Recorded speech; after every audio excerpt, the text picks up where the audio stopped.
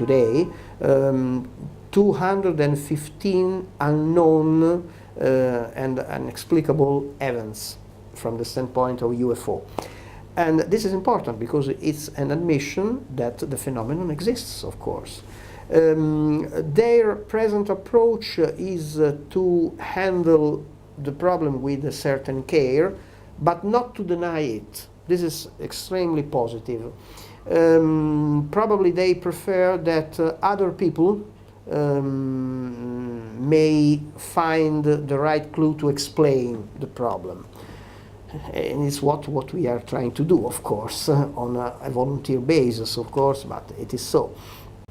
Another interesting thing is that recently we could check some old documents.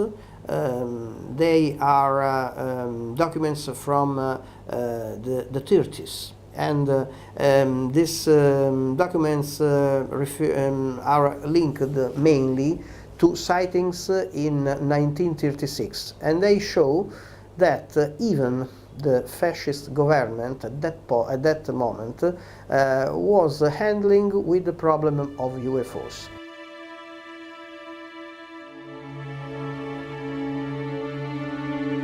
The story is this: we received from an anonymous source these documents and had the problem of checking everything from the standpoint of history, of documents, and above all, we had to have these documents analyzed from a chemical and historical point of view. The result was positive, completely positive. In fact, we gave also these documents to the Italian Air Force in order to have also their opinion and to see if they knew nothing more about this. The answer was that they know nothing more, but in any case, yes, the documents are authentic. The conclusion was that during the 30s, Italy was involved with the sightings of unknown aircrafts. And at that moment, Mussolini was very embarrassed and really had problems because the idea that the Italian power in the air, because the Italian Air Force was really very important that moment, this could even lead him to change his foreign politics, of course, because he feared that these unknown aircrafts might be English or French, of course, but they were not, obviously. By the way, there are cases of elongated objects, like we see in the UFO cases today, expelling lesser unidentified flying objects in the form of the classical flying saucer. And this sighting, for instance, occurred in the sky of Venice, and we had two fighters of the Royal Italian Air Force at the time who tried to intercept the objects, in vain, of course. So, in other words, there is nothing new under the sun. But this is important because it proves what we always thought. That is, that the UFO sightings began much before 1947 and everywhere, of course. In 1978, we obtained for the first time an official dossier of Italian Air Force documents. We requested them according a certain definite procedure. It was not easy, but at last we obtained them.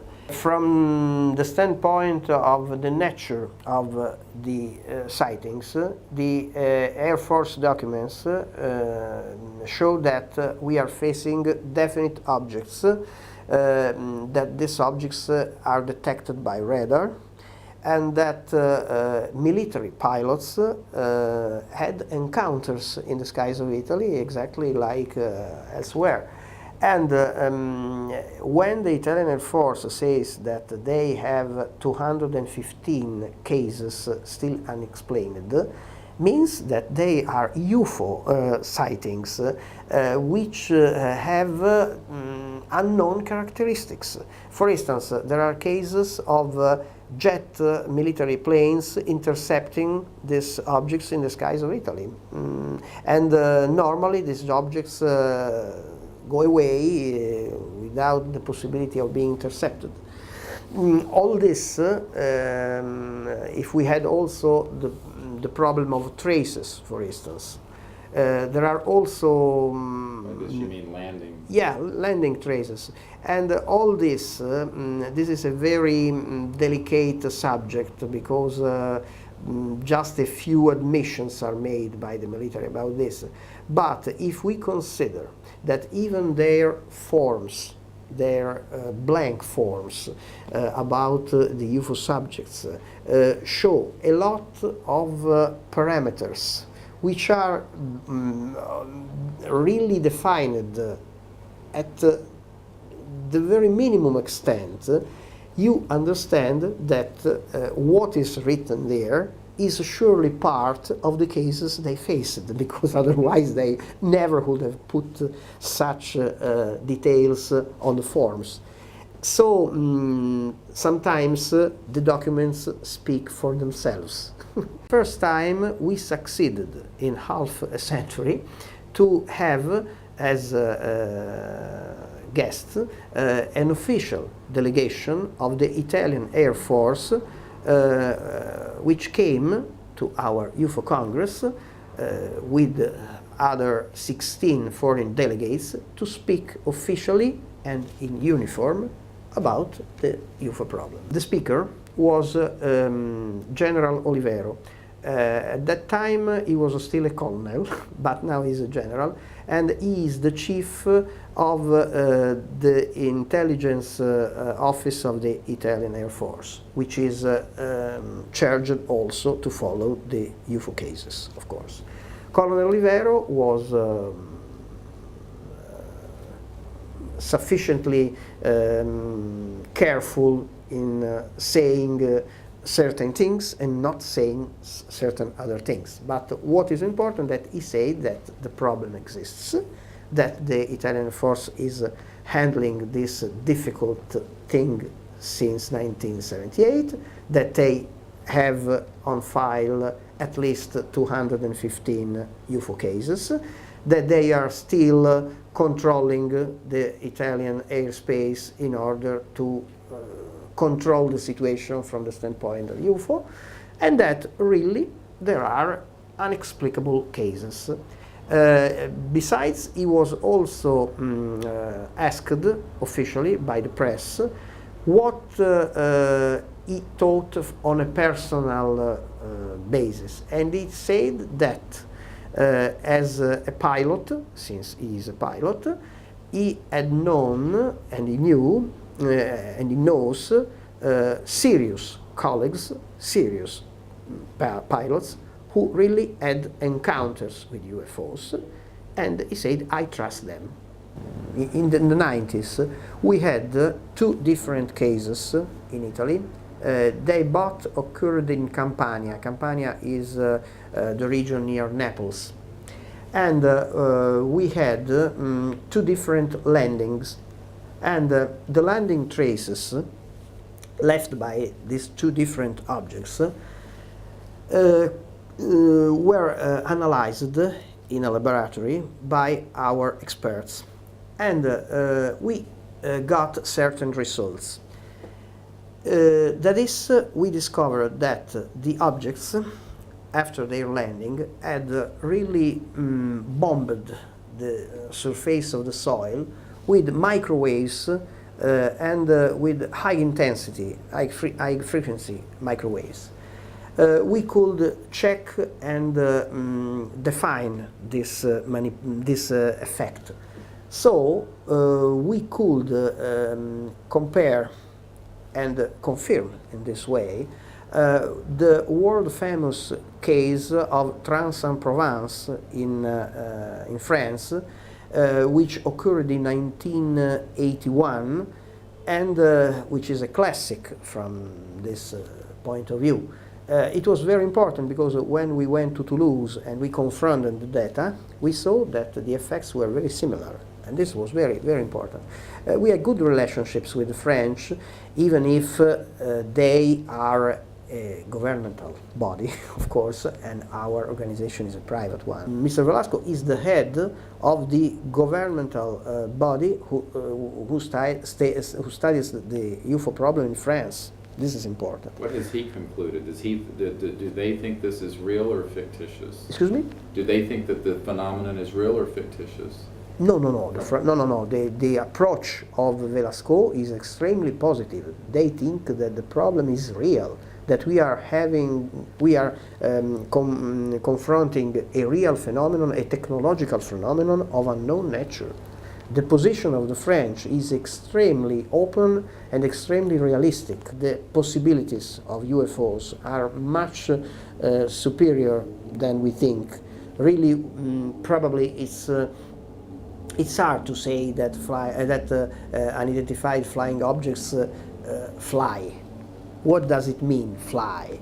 A plane flies because it has a sort of portance, but probably UFOs use another kind of propulsion, and for them it's absolutely the same to proceed in a fluid like water or an atmosphere like ours, or the atmosphere of another planet, or even the vacuum, the void. So it's a quite different kind of propulsion, and even the cases in our seas show this. We had a lot of cases of pilots in Italy, both civilians and military, who really had these encounters. For instance, in 1973, we had a very famous case. 3 planes were involved over the airport of Turin, and at present one of these 3 pilots is still alive. In fact, we succeeded in having him as a guest in the San Marino Symposium. This man, the name is Traquilio, and was one of the pilots of the 3 planes involved. We had a sighting from 3 different planes and from the tower of the Turin airport. Besides, the object was also on the radar screens, so it's very important. After this object took off and went toward France, and so the story was over. But all the Italian newspapers mentioned this case because the witnesses were not only the pilots but also a lot of people on the ground. Something like a flying luminous egg, something like that. Another important case was the case of a general. Now he is no longer in the Air Force because General Salvatore Marcelletti in 1976, yes, when he was the chief of the flight school of the Italian Air Force in Lecce, happened to meet a tremendous object. Imagine he was flying and he could suddenly, he suddenly saw a green light over him.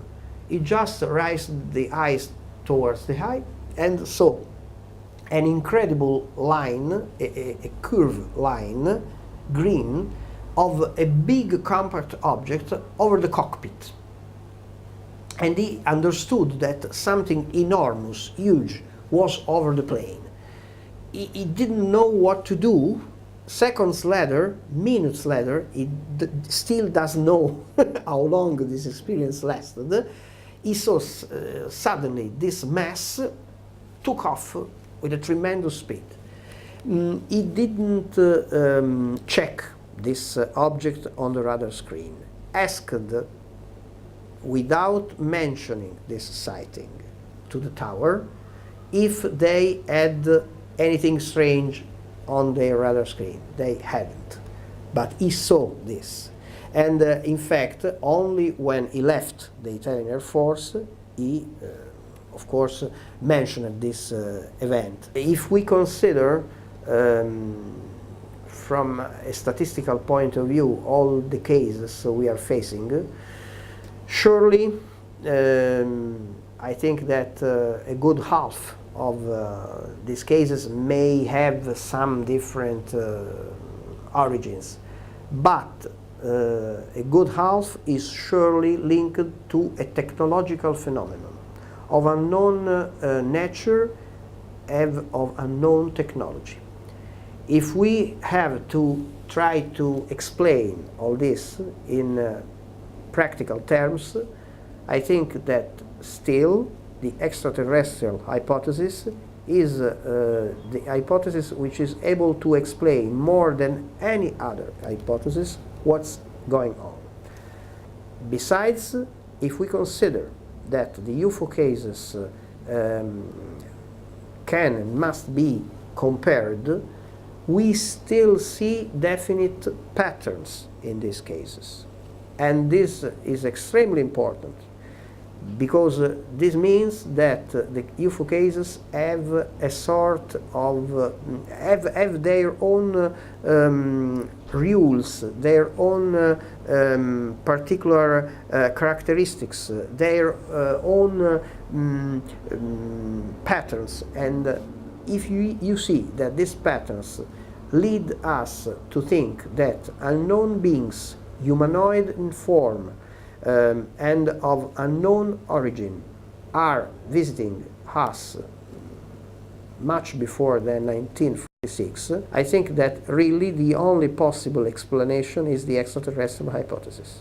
From a logical point of view, I don't think that we have nothing to fear, because if we would face hostile beings, well, surely they would have conquered us or made incredible things in the past. They could, really. If this didn't happen, surely it's because we have nothing to fear. I think I don't say nothing new saying that probably there is in every part of the world, probably with invisible links, a definite invisible college, we may call it so, even if this expression was used in a different sense by Joseph Allen Hynek, which is facing this subject from the standpoint of research secretly, in order to have gains and technologies to be applied in a quite different approach. Because the problem is that people don't understand a very important thing. The UFO problem is not only a scientific problem, it is also an intelligence problem. This is the second important phase of the UFO reality. And when we begin to understand this, we may understand a lot of things, because all this has to do with power. Power everywhere, in every country, with every government, with every situation. Don't worry about it, folks. He said that's all spotlights. Well, being an idiot like me, I jump and I said, Colonel, I said, what do you mean spotlights? There's no clouds. There's no beam of light coming from any place, and you're telling us it's spotlights? And he told me to shut up. And just then a bird colonel jumps up, and he said, I knew the bird colonel, because that's why I knew he was bird colonel. His name was Miller. He jumps up, he says, Colonel, he said, you shut up.